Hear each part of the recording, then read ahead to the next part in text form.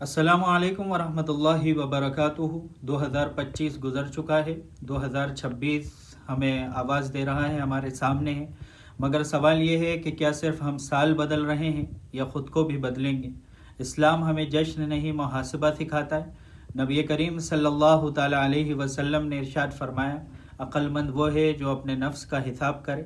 نیا سال ہمیں پکار رہا ہے اور کہہ رہا ہے کہ بندہ خدا یا اللہ تعالیٰ کے بندے لوٹ آ، سنبھل جا، توبہ کر، تیرا رب تیرا انتظار کر رہا ہے، تیری توبہ کو قبول کرے گا۔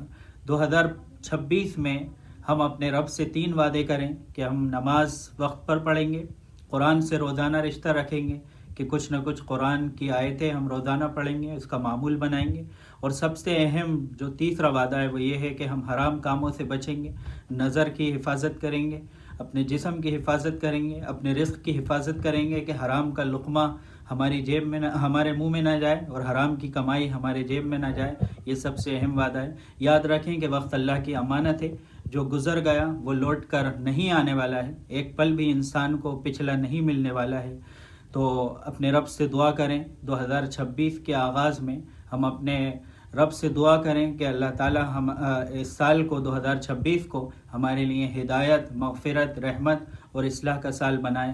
2026 کے آغاز پر میں آپ کو یہی پیغام دیتا ہوں۔ السلام علیکم ورحمۃ اللہ وبرکاتہ۔